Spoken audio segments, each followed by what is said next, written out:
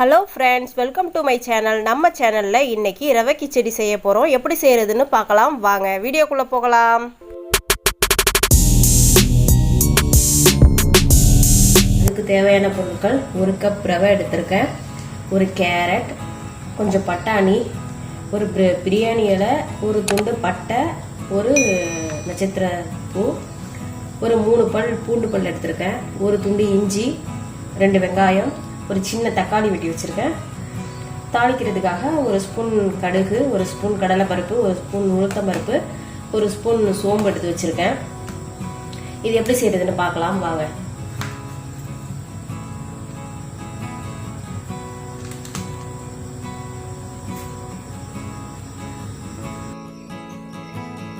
இப்போ நான் ஒரு அடுப்பில் ஒரு கடாய் வச்சுருக்கேன். கடாய் ஹீட் ஆனோடனே நம்ம ஒரு ஸ்பூன் நெய் சேர்த்துட்டு, நெய் உருகுனோன்னா எடுத்து வச்சிருக்க ரவையை நம்ம அதில் நல்லா வறுத்து பொன்னிறமாக வறுத்து எடுத்துக்கலாம்.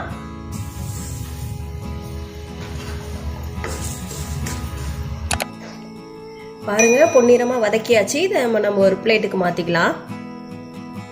மாற்றியாச்சு. இப்போ நம்ம கிச்சடி செய்கிறதுக்கு ரெடி பண்ணிக்கலாம். அதுக்கு ஒரு கடாயில் நான் ஒரு 3 ஸ்பூன் எண்ணெய் சேர்த்துக்கிறேன். எண்ணெய் நல்லா ஹீட் ஆனோடனே நம்ம எடுத்து வச்சிருக்க ஒரு ஸ்பூன் கடுகை சேர்த்துக்கலாம்.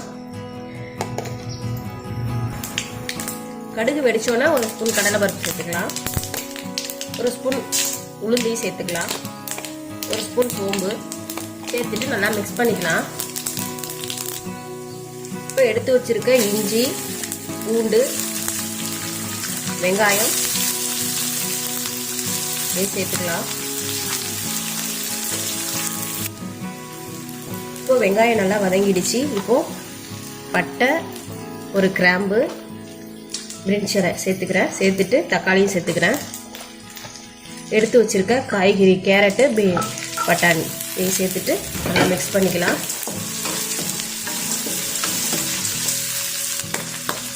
இப்போ நம்ம ரவா கிச்சடிக்கு தேவையான உப்பு சேர்த்துக்கலாம். சேர்த்துட்டு நல்லா மிக்ஸ் பண்ணி ஒரு 5 நிமிஷம் அப்படியே விட்டுடலாம். காய்கறிகள் கொஞ்சம் வேகட்டும். இது கூட ஒரு ஸ்பூன் மஞ்சள் பொடி சேர்த்துக்கிறேன். சேர்த்துட்டு நல்லா மிக்ஸ் பண்ணிவிட்டு நம்ம கிச்சடிக்கு தேவையான தண்ணி சேர்த்துக்கலாம்.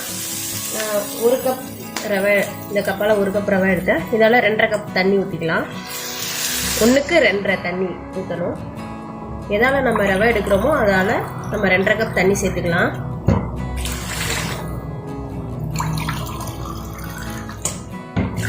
இது நல்லா கொதிக்கட்டும். கொதிச்சோன்னா நம்ம ரவை சேர்த்துக்கலாம். கேரட், பட்டாணிலாம் நல்லா வெந்துடுச்சு. இப்போ நல்லா கொதி வர ஆரம்பிச்சிட்டு இப்போ நம்ம வறுத்து வச்சுருக்க ரவையை கொஞ்சம் கொஞ்சமாக சேர்த்து கட்டி இல்லாமல் நம்ம கிண்டிக்கலாம்.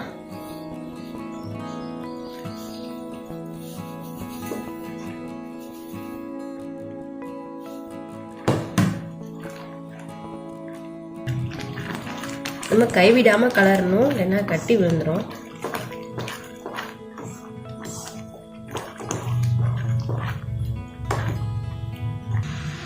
இப்போ கொஞ்சம் நம்ம நெய் சேர்த்துக்கலாம். இது நல்லா கிச்சடிக்கு வாசனையை கொடுக்கும்.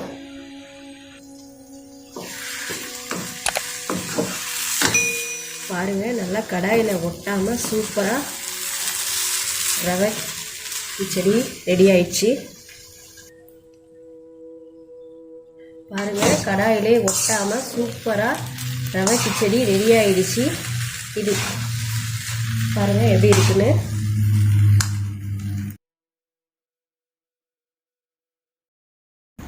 இது போல் நீங்களும் செஞ்சு பாருங்கள். செஞ்சு பார்த்துட்டு எப்படி இருக்குன்னு கமெண்ட்ஸில் சொல்லுங்கள். இந்த வீடியோ உங்களுக்கு பிடிச்சிருந்துச்சுன்னா லைக் பண்ணுங்கள், கமெண்ட் பண்ணுங்கள், ஷேர் பண்ணுங்கள். எம்கே சமையலை சப்ஸ்கிரைப் பண்ணுங்கள்.